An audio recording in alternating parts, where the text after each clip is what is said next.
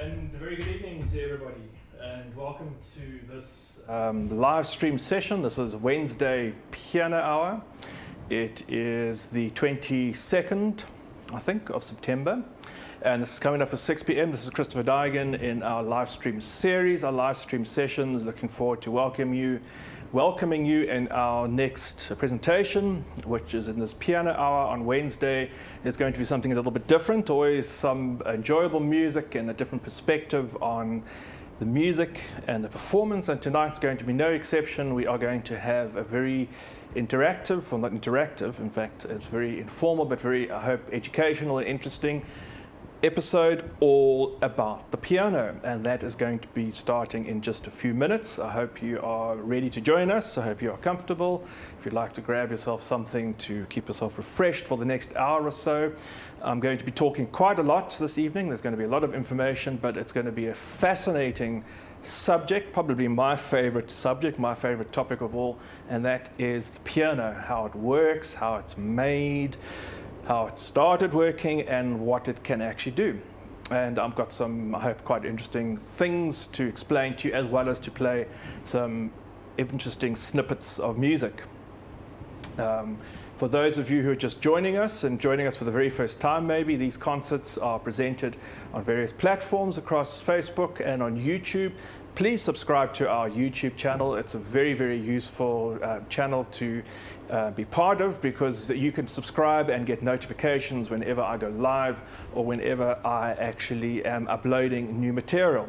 YouTube certainly is the best platform in South Africa for viewers to enjoy these performances. If you have the YouTube and your internet connected up to a smart TV or to a sound bar of some sort, Bluetooth speaker, it just adds to the whole experience. Or you might be watching on your iPad or on your iPhone or on Facebook. If you're on Facebook, please do comment. I know everyone loves the opportunity to comment on Facebook and to see who else is watching and to share the enthusiasm and hopefully the enjoyment and the commentary on what other people are experiencing about the presentation.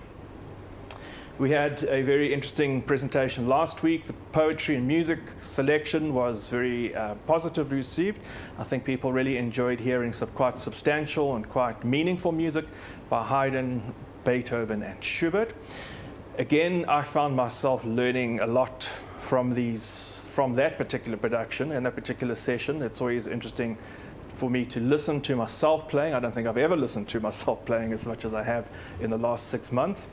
And I learned so much from it. And I was a little bit perplexed. There were some things in the performance and the interpretation, you might say, that were worrying me a little bit. And I have spoken to one or two people whose opinion and whose insight I trust, and I'm very grateful for their feedback and helping me learn from what they heard and how I could change or improve on that particular position that I approached that music with. And of course, that was our live stream number 50. This is our live stream number 51. Yesterday being the equinox, the day of equal day and night, the Pacific time, the sun moving around the equator, I think it is. And so it's a change in the seasons. It's a beautiful day here in KZN, and I hope it's a beautiful day wherever you are and enjoying the music. A reminder once again about our presentation, My Favorite Things, a special presentation which I combined with some of my best choices of music performance. We did a really special presentation with a number of cameras, and everything looked quite spectacular as well, and that was presented for the Hilton Arts Festival. That is now been extended and is available at Quicket. All the links at my website as well, and also at the Hilton Arts Festival website is going to be available until the 31st of December. It is a paid presentation. In other words, you have to buy a ticket of 150 rand per device. But I think it's a very successful presentation, and of course any purchase of this material really helps us along the way in terms of our general project with all these 51 now streams that we have provided free of charge to the public. So I hope everyone is enjoying it and really having an opportunity to partake and enjoy some really special music. Now this evening's concert, this evening's presentation, I wouldn't really call it a concert, came about through the question and answer requests that I had put through. And I received a number of requests about wanting me to explain a little bit more about the piano, about the pedal, about keys, the use of keys in particular pieces, various elements of the physical manifestation of the instrument as it comes about. And I thought, well, it would be a really great opportunity to bring this all together into one presentation. As I say, I'm going to give you an idea about the piano as a whole, how it came about, how it works. I've got a few exciting details there to show you, and also something about the repertoire, how it developed, and what it can really do. And one or two exciting moments, I hope, along the way, not only in terms of performance. I'm going to be illustrating with pieces of music and breaking up the performance into sections with pieces of music, but hopefully one or two exciting things which I'm a bit daunted about. I'm a little bit nervous this evening doing something on air that I've never done before, which is quite risky. I hope I don't break the piano in the process, but I've been asking a number of people's advice about how to go ahead with this. Thanks again to our technical team, Kevin Liddell, who's running the show, switching cameras, and also Barry, who's manning the extra camera. Barry's going to be doing a number of cameras as well as doing a number of camera angles for this evening, because we're going to be showing you some views of the piano which you might not normally see. It is 6 o'clock on the dot. It seems to be the time for us to start. Perhaps a few seconds to go. So thank you for joining us. This is Christopher Daigen in Piano Hour, our live stream number 51. And in a special presentation all about the piano, I'm going to be introducing you to the instrument and detailing some of the aspects about the instrument, how it works and how it came to be, the development of it, which is all very, very interesting, and how the piano is, for me, this just incredibly fascinating instrument. And I don't think I'm alone in thinking one of this, but it's actually probably one of the most important and greatest inventions of the last 300 years. That's quite a statement, but I'm sure you'll see how that really works. So, to start off, one of the questions that was asked, Robin in London said to me, could I ask, or could I explain a little bit about tone color, about presentation of a pianist tone and how that works. And this is a very interesting point that I'm fascinated about, because it's a bit of an illusion. There's a lot of mystical possibility around this. I'm very intrigued about the production of the sound that I make at the piano. From the very first piano lessons that I have, I was always encouraged to listen to the sound, to try and create a beautiful sound and engage with the sound. And I had the great opportunity of studying with the Italian concert pianist Isabella Stengel at the University of Durban, the University of KwaZulu-Natal, where I later studied. But I started having piano lessons with her when I was 14 years old. And her whole approach to the piano was one which was very physical, about technique and about the production of sound, the sound color, that every composer even can be played with a different color, with a different technical, physical approach. And there's a different sound color which you can use for different composers, different parts of the pieces. And there's a lot of debate about this. Scientists believe that actually it's not, this is a bit of a non-starter, because in fact the piano is this machine. It's a box. It's a box made of steel and wood, and on the end of it there are 88 of these keys. And the only thing you can do is actually push the key down. And it's a distance of about 10 millimeters, sometimes 10.5, depending on the depth of touch chosen by the manufacturer, up to almost 11 millimeters. You can only push it down and let it go. You can't push it up, you can't push it sideways. The only thing you can do is push those 88 keys down at a particular time. The only way that you can change it is to push it either slowly or fast. You can only change the speed at which that key is pushed. And so if you push the key very slowly, you'll get a quiet sound. If you push the key very fast, you'll get a louder sound. Something like that. Not a very nice sound I'm producing there at all. And so this fascination about sound is, on one hand, very direct, it's very scientific, but in fact the total product of it is the complete opposite. The pianist, I think it was Arthur Rubinstein at least, had an argument about this with a scientist and newspaper critic. And Rubinstein had a beautiful sound, and he was renowned for the tone and the touch, his pianistic touch. And this person was saying, well, that it's impossible. It's not a real argument. You can only change the speed of it, so no person could have a better tone or a more alluring tone than anyone else.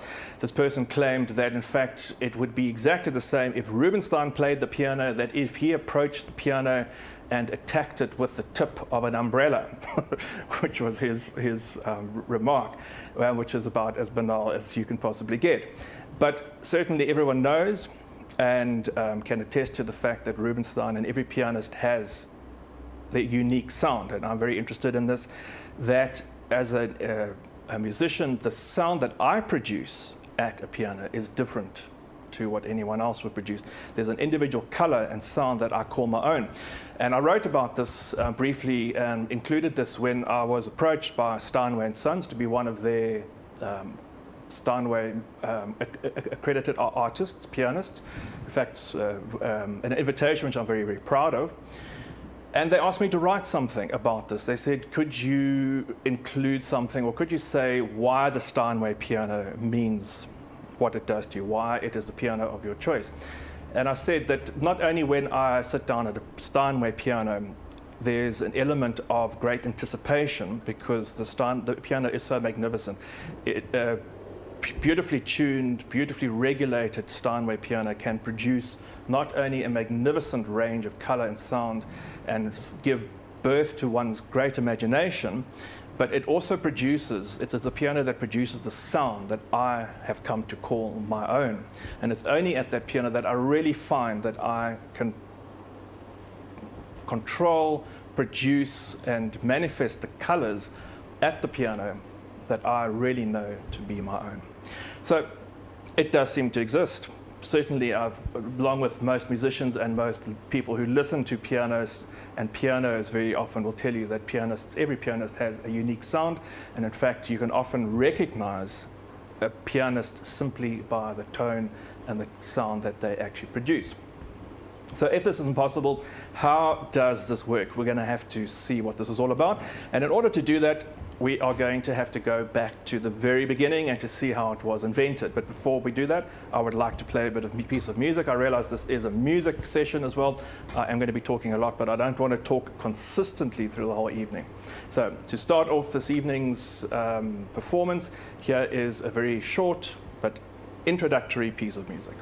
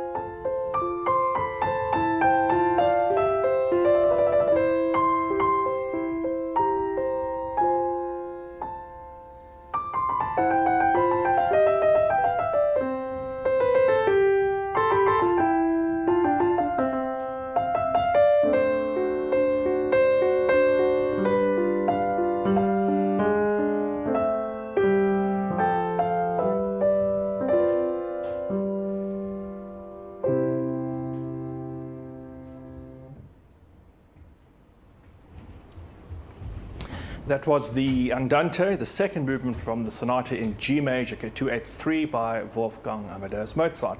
Just a palate cleanser, an introductory moment for us before we break into the official background to the instrument and how it was created. So the piano, I said, an instrument where you need to understand where it came from. It was invented, the piano was invented, didn't appear purely by itself, by an Italian instrument maker by the name of Bartolomeo Cristofori. It's a pretty good name, Mr. Cristofori. And he was the instrument keeper, the looker after, you might say, of the instruments belonging to the Duke of Tuscany of the Medici family, who once again are supporting and so often coming to the fore in terms of supporting musicians and artists in that part of the world. He was looking after instruments of the time, taking care of them, making sure that everything worked. And he invented a new instrument which was modeled or stemmed from the instrument of the day, which was the harpsichord. Now, the harpsichord, an instrument completely built of wood, looks similar to a piano. It has a keyboard. Sometimes it had two keyboards. It has strings. And the majority of music that we have from composers like Handel, Bach, and Scarlatti, etc., is composed for the harpsichord. And at approximately 1700, somewhere around that time, we're not exactly sure when it occurred precisely, but Cristofori invented an instrument that he called an instrument that was like a harpsichord, but that was also could play loud and soft, forte, piano. So forte being the word for loud, piano being the word for soft in Italian. And the principal idea about this is that a harpsichord works on a system of plucking a string. I'm going to come back. I've got props for this evening presentation. So here we go. So imagine if this elastic band here is the string on the harpsichord. Okay, I'm going to show it that way. A string on the harpsichord, and when you push the key on the harpsichord, a plectrum, a quill, actually a bit of bird's feather, would be sitting under the string, and by the levers on the mechanism, the levers on the keys, it would pluck. Okay, my rubber band is not making a very nice sound, but something like that. When you plucked, the plectrum would pluck the string and then fall back and wait for the next note. So no matter how hard you would approach the key, it would always be the same. It would never change in terms of the dynamic change, the dynamic tone of it. And the only way that you could change the tone of the harpsichord is to bring another set of strings in. So when you push down one key, you might then play two sets of strings instead of one. Or you might have a mute in it to change the color of that whole layer of strings. And these ranges of strings and layers of strings were brought in by either pulling stops, like on an organ, or by a knee pedal or even a foot pedal. So you couldn't make rapid changes. It was really a situation where the music would happen at a level like that and happen at a level like that. To make the music, you would make the music by the timing of the notes. I'm not a harpsichordist, so I'm not a specialist. I don't understand all of this detail, but certainly it's created by the timing between the notes and the illusions that you create between that. And the organ is the same principle. The organ, you have a series of notes, and when you push the note down, it opens the wind, allows wind to flow into a pipe, just like when you're blowing on a bottle as a child with water in it. You can make a noise by blowing over the top of the bottle, that particular glass bottle, and the bottle will then make a noise. And when you push the key down, the levers will allow the air to flow through that pipe, and when you let go of it, it will stop. No matter what you do to that key, it will not change anything. But with the piano, Cristofori's great invention was the fact that when, and I'm going to use this here, when he actually struck, pretend this is the hammer, the string, and pretend this is the string, you actually can make it loud, or you could make it soft. So I'm using this beautiful David Walters bowl. David Walters is a very good friend of mine, top South African ceramicist, and I'm going to hold this very carefully because the lighter I hold it, the more it can actually do that. There we go. So you can see how beautiful a ceramic bowl can actually ring. And I pretend that's the string. That is the principle that when you strike it with a hammer, you're striking the hammer, that you're able to make the note loud or soft. And this was a very important invention, a very important idea, because it meant that by simply touching the keyboard, the ways that one was able to touch the keys, it would change the sound. Now, one can say that this is a unique invention, a unique style that has that was achieved for various reasons. But you can also say that, in fact, some of this music, or some of the inventions, whether it was a chicken and egg situation, was it the music, or the invention, or the style of the time, the thoughts of the time, are all bound together. For instance, you might say that the fact that the harpsichord did not change, or was so difficult in terms of changing its level and its gradation of color, might be the fact that during the 18th century and earlier times, that your social status was pretty set. Wherever you were born is where you ended up. Whereas during now the 1800s, the time of Beethoven and Mozart, and later, there's a turbulence amongst the society, and there's a sense of change and a sense of struggle. And think of the French Revolution. Everyone wanted to turn everything on its head. And so this idea that music was able to express something more personal of people's wishes, that people had a more personal response and a more individual control over the instrument at the piano, but also that the sense of struggle and the sense of drama that composers like Beethoven were able to convey at the instrument are very, very important. So if one demonstrates this, for instance, I can play, and I'm going to play for you in an instant now, in a few minutes, a piece of music by Bach, which was for the harpsichord, Minuet from the Partita No. 1.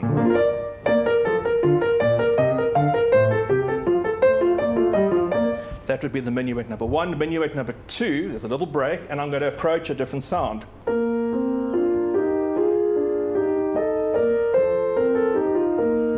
Which is trying to imitate something about how the harpsichord would present it. Even in terms of the way that I am playing that music and the kind of sound that I'm using, I'm trying to imitate the harpsichord. Instead of playing,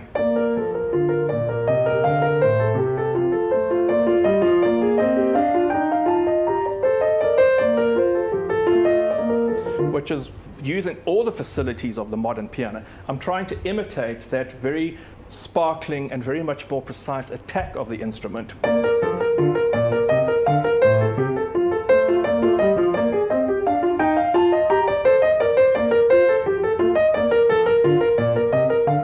Etc., etc., etc. Now, in terms of the pianistic style and what the first piano could do, you will see this immediately in terms of the music of Beethoven and Mozart, where they are able to write and create much more sustained music, melodies which have a longer line, for instance.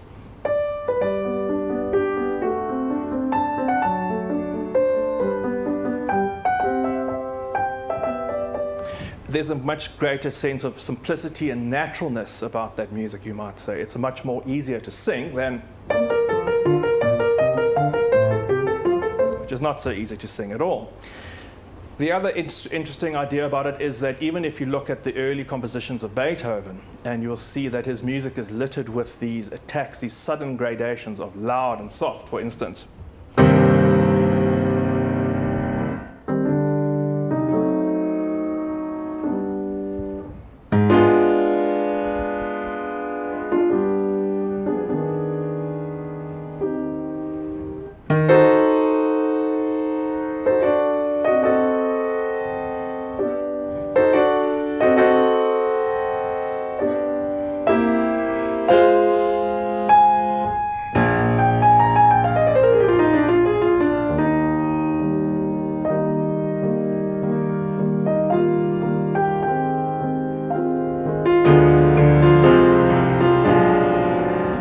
Sudden changes of sound from loud to soft, from the Sonata Opus 13, the great Sonata Pathétique, would, ironically, this is what it's actually quite interesting about this music when you look at it, is unthinkable to play on the harpsichord because it simply couldn't do those, it couldn't create those sudden changes.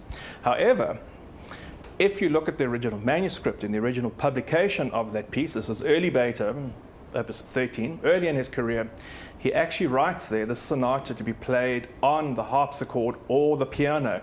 How anyone in that day or nowadays could be unthinkable to try and play that music on the harpsichord. Yet these instruments obviously did not suddenly appear or disappear completely. That the piano came into use over a gradual point of time. The oldest piano that we have that Cristofori manufactured and that is still in existence today is from 1720, and that in fact is also the very year that an Italian composer, whose name I actually forget, I just found this out today, I found this piece of music. It seems to be the earliest composition of 1720, where it's very clearly marked in the music that this is music that is intended for the piano to be played on this instrument that could play by touch, loud and soft. I'm going to play for you then the Minuet in Bach, the Minuets number 1 and 2 from the Partita number 1 by Bach. This is harpsichord music.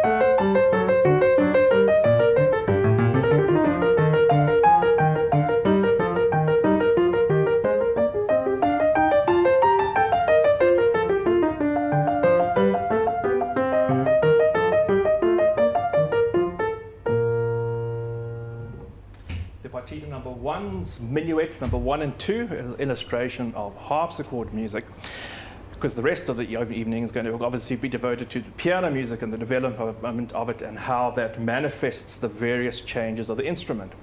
Now, the piano itself was smaller than what we have. It didn't have the complete range of the instrument. It was entirely made of wood, and the hammers were made of wood covered in leather.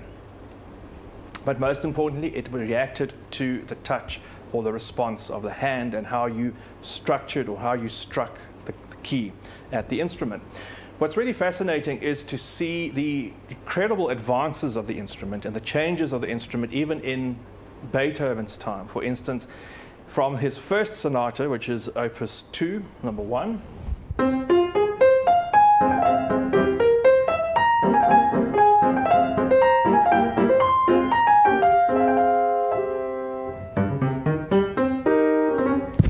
you're going to have to excuse me this evening. I'm playing 1,000 examples out of my head, talking. It ain't easy. A small range, a very precise use, a very sparkling sound, but no use of the actual pedal yet.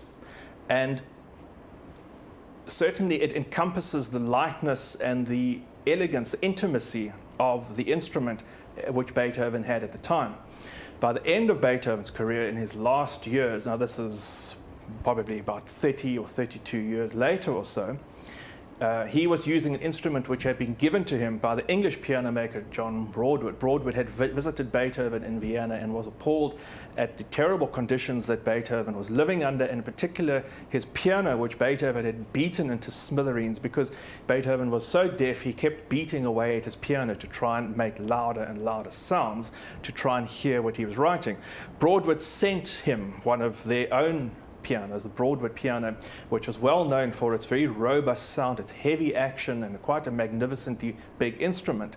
And for instance, this is what the last of Beethoven's 32 piano sonatas sound like, and you'll see the very different style from what I've just played.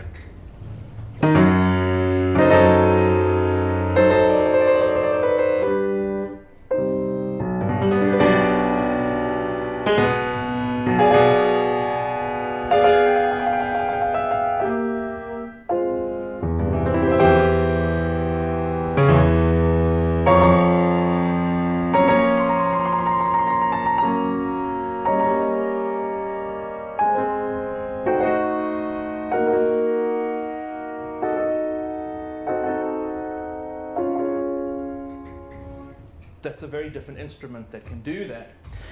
One that's able to produce massive quantities of sound, massive gradations from very loud to very soft, that had the pedal. The pedal itself was actually invented by a German manufacturer of the piano by the name of Silbermann, who Bach in his later years endorsed his instrument. Bach himself was not a fan of the instrument. Apparently he wasn't impressed by it at all, but it is thought that the models or the particular pianos, early pianos that he had seen, were obviously the very early prototypes and didn't really lend themselves well, not only to Bach's type of music, but also to the possibility that Bach would have been inspired by an instrument which was still in its infancy. But in that music, you can see how Beethoven is really excited and really able to exploit a whole different sound world of music that has changed. This music, the piano has now got bigger. The range of the keyboard has expanded incredibly. And in that sonata, in the second movement of that sonata, Opus 111, for instance, Beethoven explores these ideas of range of the piano to the full. For instance, he writes,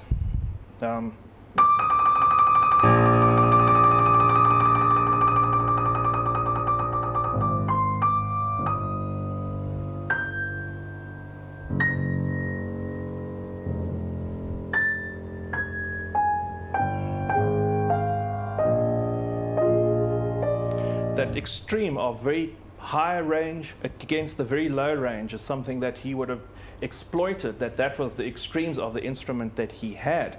And be able to write things with trills like this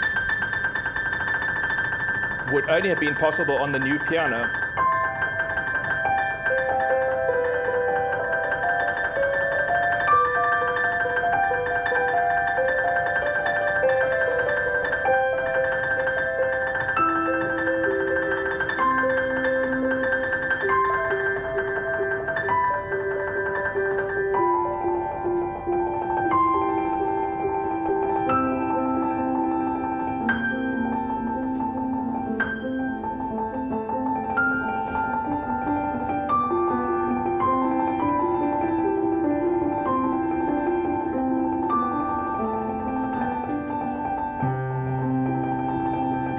To be able to create different layers, and those trills was something that was very much bound up with the fact that the piano had now developed into a completely different instrument. A huge advance in piano construction takes place when the whole school or the whole piano development idea then moves, one might say, to Paris, with the virtuoso musicians of people like Chopin, Liszt, Thalberg, Moscheles, the virtuoso piano school of a number of pianists who are producing absolutely brilliant performances. They want the piano and the action to be very fast, to respond incredibly fast, to be able to be very loud. The piano is growing in size. So a piece like this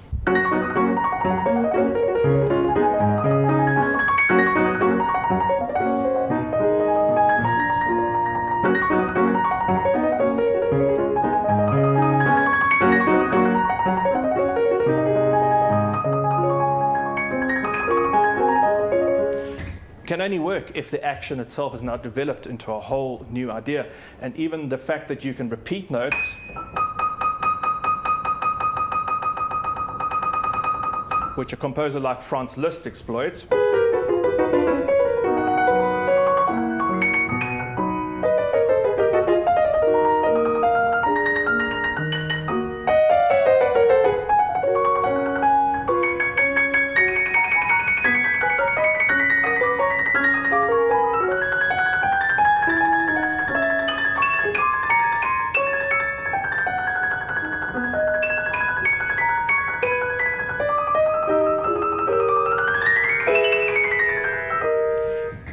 Again, the speed, the fact that the piano and the notes can repeat themselves are very important. So the whole mechanism of the piano is developing into a much faster, more brilliant, more exploitable instrument, which can be used to create this brilliant, incredibly exciting music.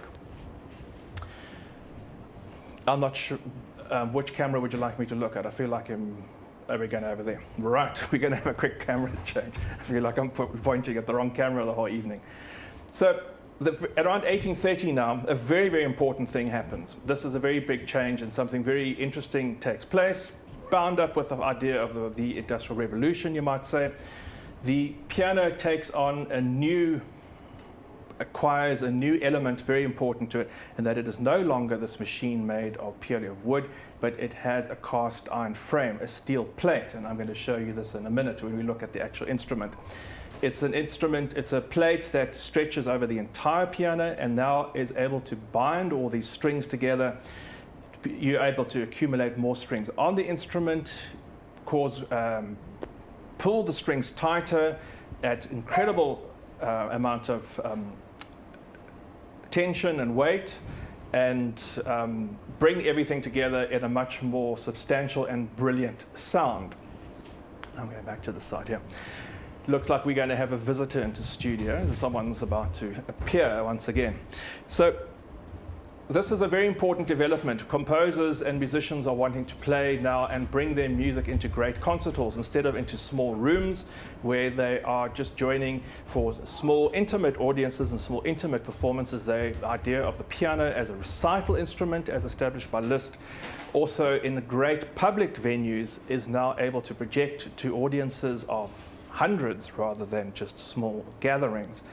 And so this idea of the concert piano as an instrument of great drama, an instrument of great mysticism, even where the performer is the soloist on the stage alone with the piano and able to produce all this magical music, is born.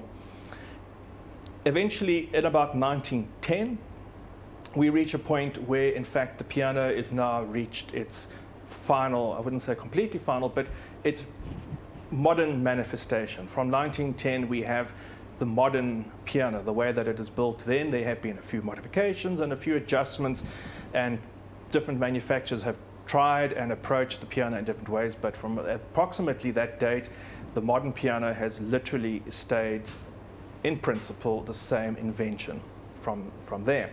And this is now an instrument which is capable of so many different colors. It's 88 keys from to that. Most pianos, almost every piano, standard piano has 88 keys. It's the same range. It has pedals. The pedal is able to blend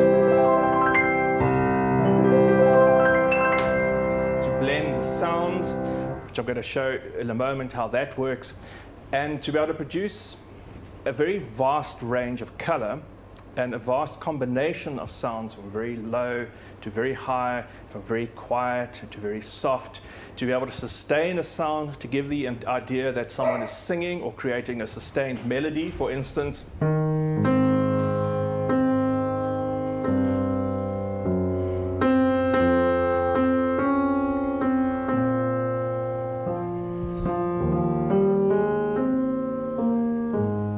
And to create layers of sound, that you can do that, as well as so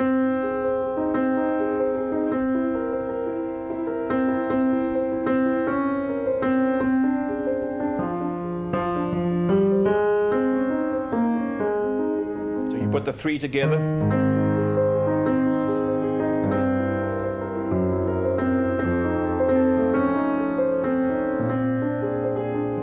we have the illusion of a voice, of a bass line, and an accompaniment all within 10 fingers, joined together by the miracle of the pedal and the sustaining nature of the piano itself. So to demonstrate that, I'm going to play that exact composition. This is Franz Liszt's Liebestraum, which has such a range of richness, of melody, later on the melody in the treble,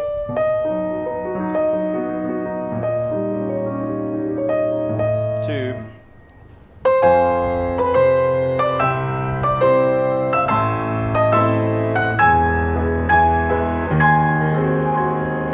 where the melody is now trumpeted forth in the top, the most brilliant range in octaves, and the piano reaches a grand climax with a cascade of sound.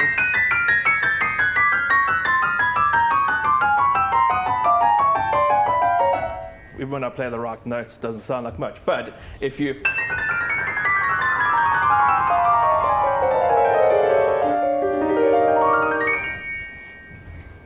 Lucy's come into the studio. Hello, Luce. Hello. Are you okay? Yeah, everyone seems to be fine. We have a little bit of drama in the dogs this afternoon, so everyone seems to be fine. So, this is Franz Liszt's beautiful Liebestraum, or Dreams of Love.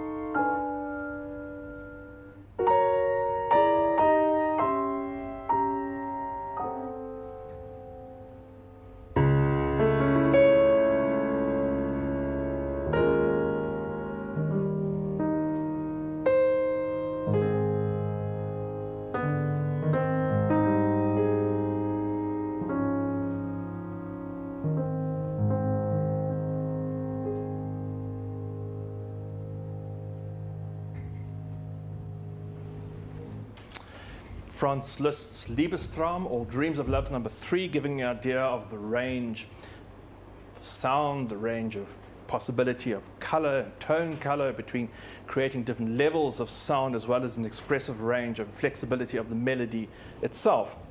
Now, the one thing which I'd meant to tell you about was that these instruments themselves, the early instruments, were called, as I said, forte pianos, an instrument that could play loud and soft.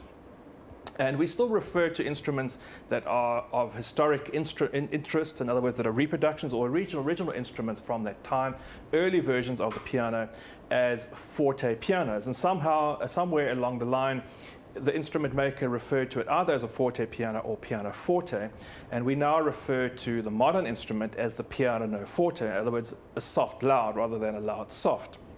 I don't know why. That's just the way it came about. But I find rather intriguing, in fact, we call it now the piano, where it seems to hardly not be a very soft instrument at all. In fact, it always seems to be a very loud instrument. And at this point, I would like to apologize to all of those people who have lived next door to me or above me in apartments or below me who've listened to me practice for years, because I know that there's something incredibly annoying about listening to a pianist practice, because it is always very loud. And the only advice, if you are, I can offer, and if you are near someone or near about listening to a musician who is practicing, it is their work and it is annoying. But the best thing is to try and approach the person in a calm and in a practical manner before the moment, or not during the event, because what usually happens is everyone sits on the sidelines stewing, and then eventually they reach breaking point where they can't take it any longer, and then they confront the musician, either with a phone call, even worse, head first. And it's always a rather unfortunate interaction to have to be on the other end of, when someone approaches you in full flight of a crazy storm of anger that they've been building up for months and months and months. And one of the funniest incidents that happened to me once, when I was still living at my parents' home, and I was practicing. It was a hot summer's night and all the windows were flung open, and I was practicing quite late, and I was playing a piece of music which had a rather difficult series of chords which I was struggling with, and they were very dissonant, and it sounded something like this. And I couldn't get it right. And I kept on repeating it again and again and again, and I sort of got into a kind of a rhythm of just repeating the same passage as loud as I could, trying to find the way around this movement. And eventually at some point I did stop, and there was just silence and the gentle creaking of crickets in the background, until a lone voice from the house next door, which wasn't very far away from where I was, I could hear come out of the kitchen, "Thank goodness he stopped." And I realized that someone next door was obviously really not enjoying that particular moment that I've been repeating again and again and again. So one of those moments, one of those issues, practicing an instrument, as I say, ironically called a piano, when it's actually very, very, very loud. So at this point, I would like to invite you and invite our camera crew, Barry and Kevin, to position the cameras. They're going to look at a few things as we work around, and I'm going to show you exactly what the piano exists of and how it's made. Barry, if you want to start at that camera on that side and zoom in there.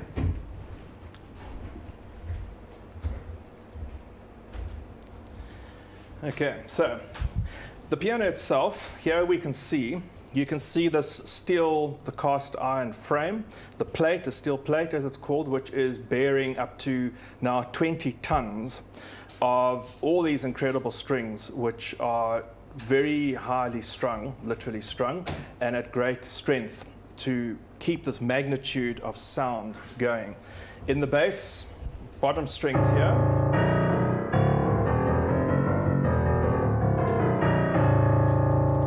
you can see the strings are very long. So a very long string,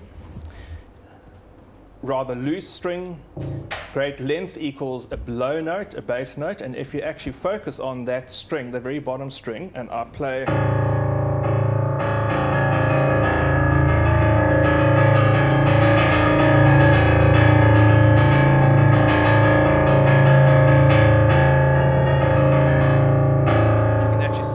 vibrating there quite radically. The bottom strings are made of steel wound with copper, and from that point to approximately there is one string per note. From that note up to that note, also steel strung round with copper, 2 strings per note. But from the rest of the piano right to the top, there are in fact 3 steel strings per note. And yeah, Freedy wants to come and visit. You see, Freedy also wants to come and look. See, Freedy? So the 3 strings in the treble give us the facts are there to help us along with the fact that we need extra power and extra strength on those smaller strings and smaller notes to be able to equal out the volume between the very long bass strings. You'll see that the strings are what they call cross-strung. In other words, instead of all going straight down the keyboard, they strung over each other. The bass strings are struck over, and that is to achieve a greater length in the piano, length of string, but also to cover and cross over a greater, a more central point of the soundboard, which is the board which I'm going to show you now, which gives you the sound of the instrument in its entirety. So the beautiful shape of the piano exists because of that. On this side, low notes, we have very long strings, and this side here, very short strings, and that's why the piano always has this beautiful curved shape. It's a very natural entity, a very natural line, which has to do with the length of the strings and what we need. In pianos, this piano is a 7-foot piano. Most people might call this a grand or a small concert grand. And pianos, a full-size piano, a full-size concert piano will go up to 9 foot. That's a full-size concert piano. There's an extra 2 feet on top of this. This is still a 7-foot piano. It's a proper piano.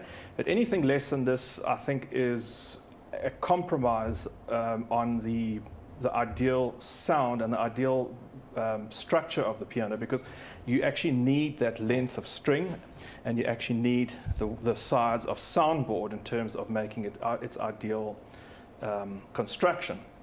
So the real essence of the piano, the soul of the piano, actually exists in the soundboard, and you can see it here. This is the soundboard, the piece of wood on this side, and it runs underneath the entire width of the piano up to that point. And that is a piece of spruce. That is really the most important part of wood in the piano. It's highly carefully chosen, and a piece of wood, a number of pieces of wood that are joined together and are supported by braces underneath. It is about, I think if I remember correctly, about 8 millimeters thick, up to a maximum of 8 mils, and it is actually bent. And the important thing about this is that is why the steel frame is so important. Apart from keeping all the strings together, it actually bends the piece of wood down. It actually creates a bell, creates a curve. And so the wood is under pressure, and that wood under pressure is how it enables the sound to be modified from a smaller resonance or a smaller modification of the string itself ringing or being struck, and then amplified into the, what's the word I'm looking for, resonance, into a greater vibration, and to actually the whole soundboard vibrating under pressure, including the rim of the piano. The rim is made up of single pieces of wood that are joined together.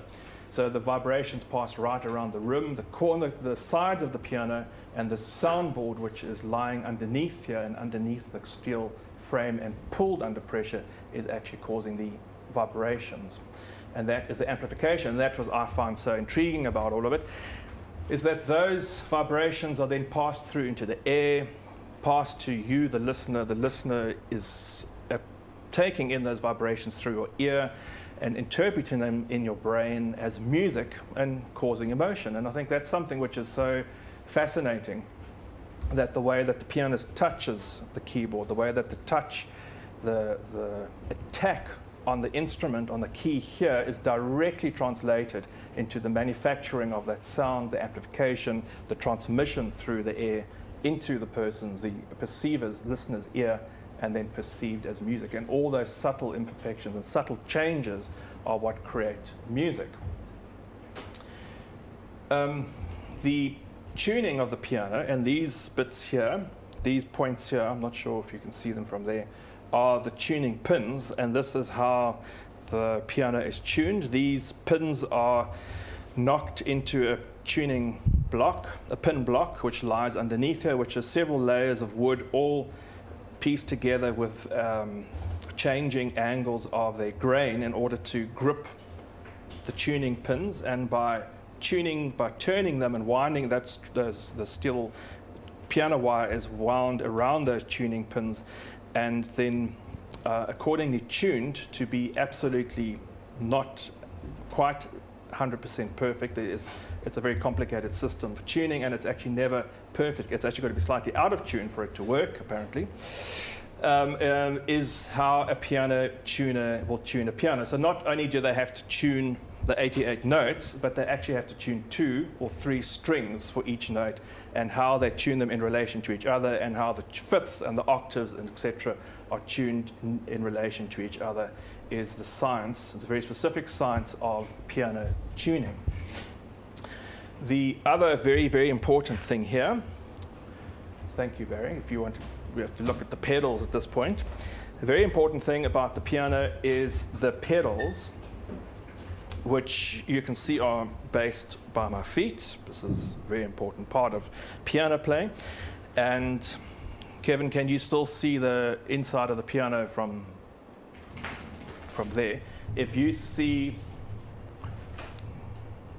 I'm pushing the pedal down. So on every normal note, I will play a note. You'll see the damper allows the string to vibrate, and when I let it go, it will stop.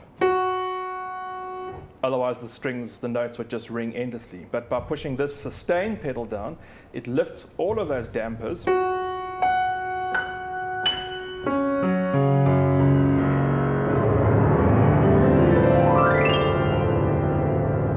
And it allows all the strings to vibrate until I let it go. And so through subtle changes and a very not mechanized, but a very succinct and a very precise synchronization of what one plays,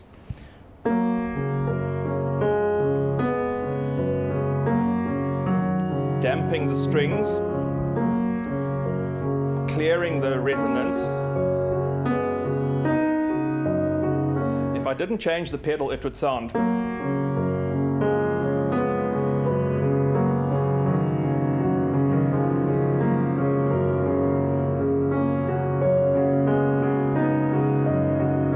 Is not very attractive at all. So to synchronize the changes of harmonies with the changes of pedal, damp, damp.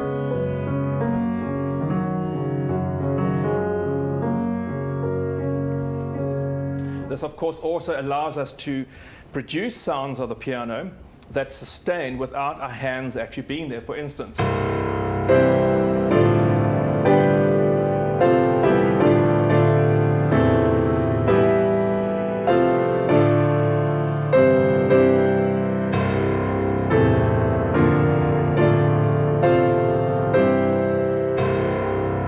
that's from Debussy's Sunken Cathedral, and that allows us to mix the sounds and mix the colors of the piano without, as I say, having to have your hands on every single key.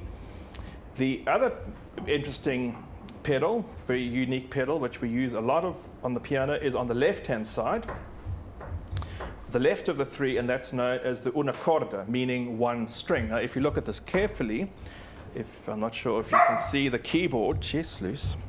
And if you can see the keyboard from where you are, you can see the keyboard is moving back and forward. And some people say, I thought I saw the keyboard moving while you were playing. It's impossible. Well, it actually does move. And what actually happens is that, as I pointed out, many of the piano strings are in groups of 3s. There are 3 strings to each note. And by moving this across, it ideally or originally would have moved the action inside of the piano to play one of the strings In other words, one string, una corda, one string at a time. And it would play one string, but more importantly, it actually brings a different part of the striking face of the hammer into play. Because when you're playing, the piano is very carefully regulated, and the hammer is shaped to produce that striking tone on that wearing point. And by moving it across, it brings into play a less used point of the hammer, which might be a softer sound. So for instance, now with the una corda, normal una corda. So we'll use that for very quiet, veiled.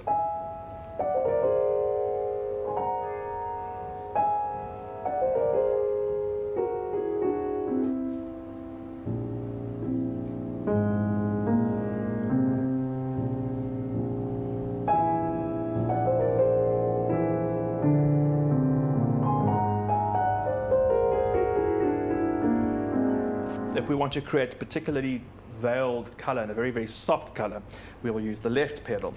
And the last pedal, which is not often used, in fact, I don't think I've ever really used it much in my life, any concert, is sometimes, I think it's known as a Steinway pedal, and it means that, probably invented by Steinway, I guess, that you can choose certain chords. So for instance, put the pedal down, and those notes will ring, but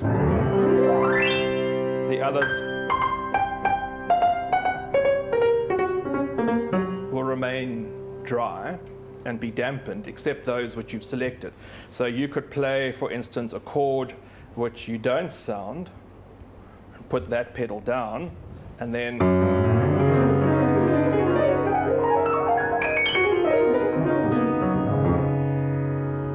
and only those notes will be left ringing. Rather extreme composition there. So those are the three pedals. And as I said, this has already been in existence from about 1910. I can give you an example of a piece of music, for instance, that is going to show you all these different elements of the tonal shape and the tonal structures of the piano, how one can create layers, for instance.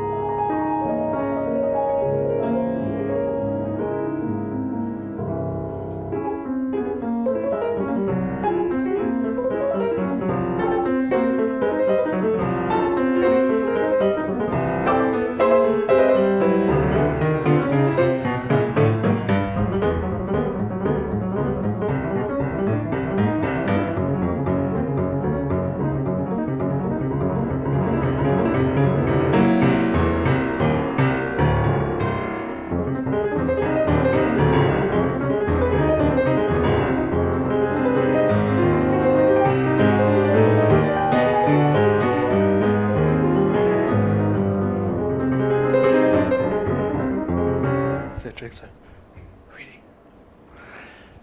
It's going to give you an idea of the different levels, the different layers and different colors that the instrument can produce all at once, or something more gentle.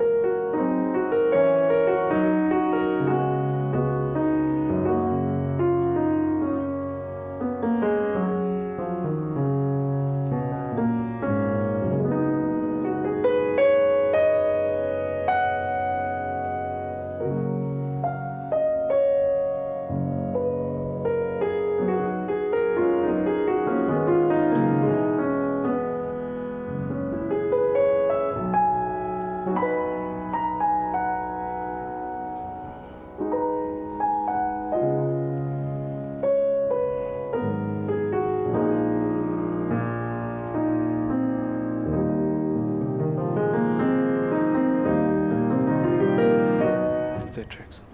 Fritz. That, of course, was Debussy's Girl with the Flaxen Hair, the beautiful, very gentle prelude from that selection of preludes, Volume 1. I think it's time for some more music. I think we need a complete piece of music. And I am going to play for you a composition which is going to give you a sense, again, of the brilliance of the instrument and the speed of it, a Chopin etude.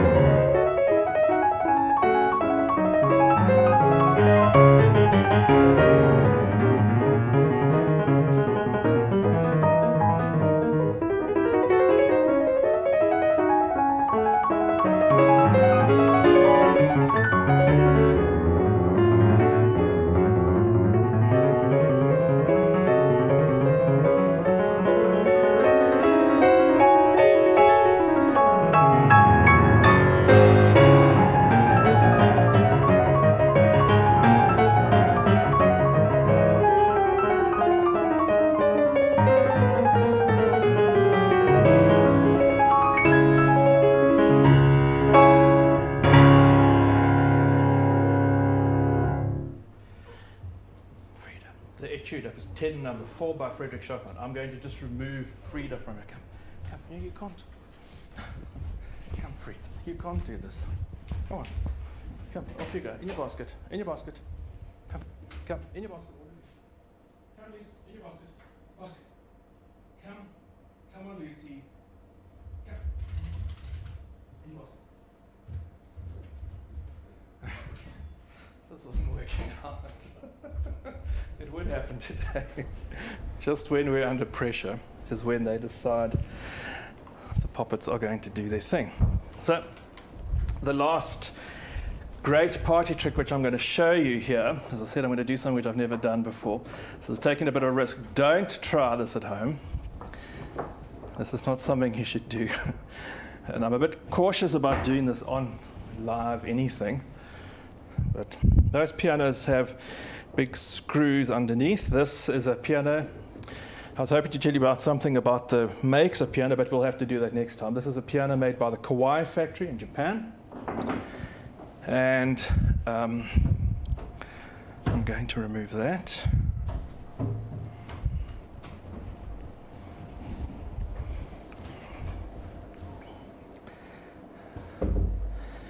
I have a collection of pianos. This is the piano that lives with me at the home at the moment. My Steinway, which is my piano of choice, principal piano, is currently being fixed and rebuilt in Cape Town by Ian Burgess Simpson. And it's been there for a while.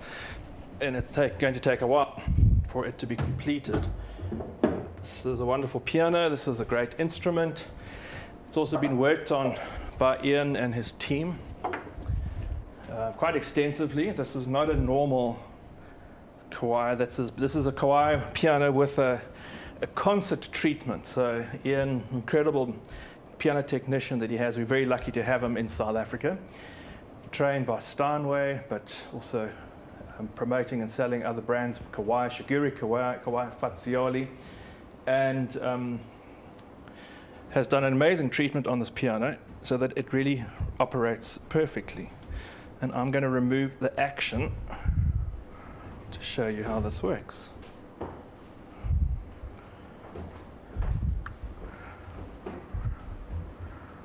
So it's very carefully done. So there we go. So here we have, this is how a piano works. This is really what happens. Show and tell. You've got your 88 keys. When you press a note, there is the hammer. So the hammers are now made of it's a wooden center with layers of very highly compressed felt. You can see the shape of the hammer here, and the size of the hammer in the very smallest note versus the size of the hammer in the lowest note. So a much bigger hammer. And these layers of felt are, you can, if you look carefully, you should be able to see the striking point of the strings where the strings have formed grooves, and that is the point at which a concert piano technician will focus the sound and be able to manipulate and change the sound, be very focused or slightly softer, first of all to make it very even. There are approximately 12,000 moving parts in the piano, and of course most of them are in here. So these are all the keys, and you can see how they all fly up, strike the string, and then come back. And then there's this half repetition. So if I keep the note, it doesn't fall all the way down. It's ready to strike again. And I can show you in a moment what that means. That it means you can replay a note repeated very, very, very, very quickly. And there's hundreds of pieces of felt. The piano, as I say, the touch of the piano is approximately 10 millimeters that way. And it weighs, I think, approximately 40 grams. So that's all you can really do is push that key down. But the magic is how fast to interlace them and how fast and slow each note in relation to each other. That's where the real magic happens. That's where the touch, the sound, and combination with the pedaling, that's really where it happens. And that's all based on your ear and what your ear is able to tell you to do. So now I'm gently going to push this back in. And it's got to be done carefully because you can snap a hammer if you get it caught. And it's going to be placed. I'm not going to put the cheek blocks back in for now. But for instance, if you play without the pedal,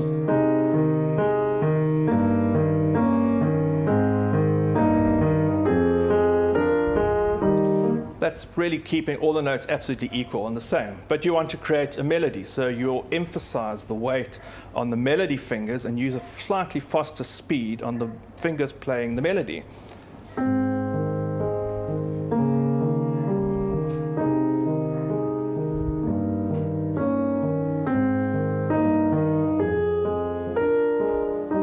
And then adding the pedal will encourage all those differences and resonance.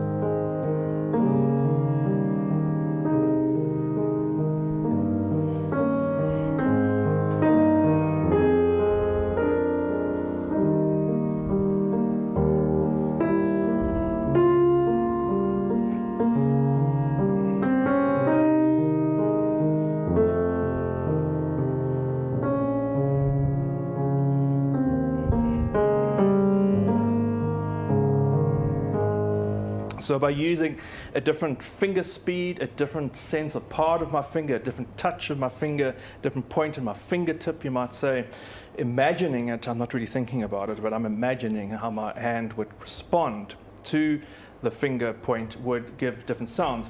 So I showed you the repetition. It allows you to do things.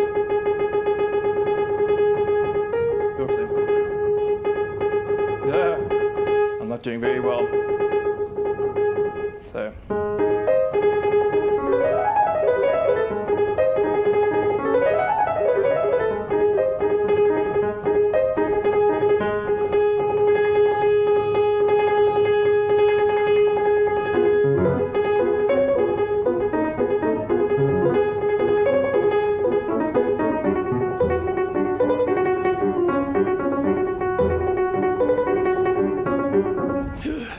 those treacherous things that you always never get it right.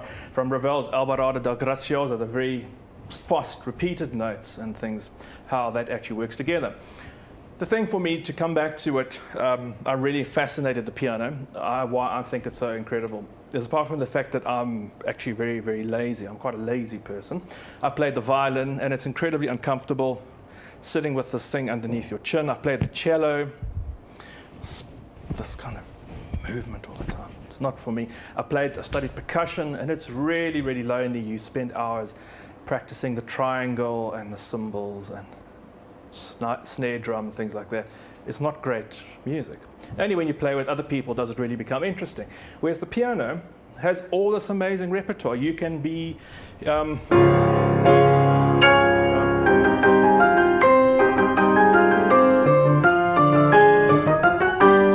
Rachmaninoff concerto, you can be Billy Joel, you could be or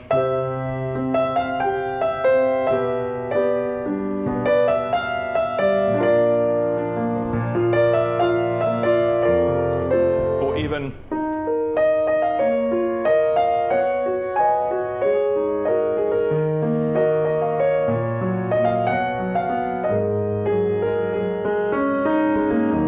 so many colors, there's so many ranges of piano, of styles, apart from the huge classical repertoire, where the piano can be everything from the depths of despair to the most lightest, uplifting and joyous moments. And all of that, as a pianist, you're able to interpret, absorb, inhabit, and play those by yourself by just sitting comfortably at the piano. Not hard work at all, actually. You just let your weight go. You just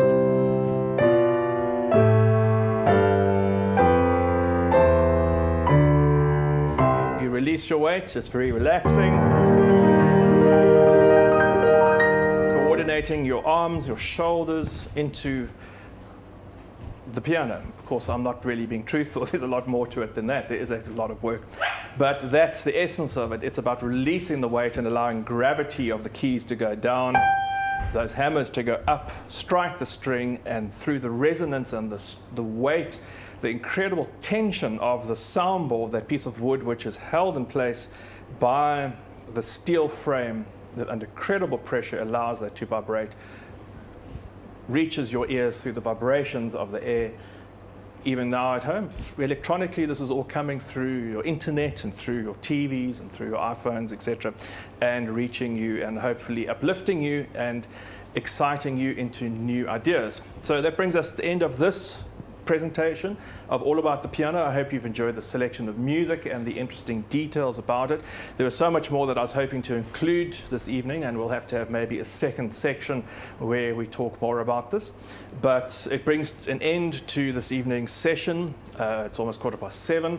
If you are able to support us, once again, the donation or contribution page at our website is the best place to visit.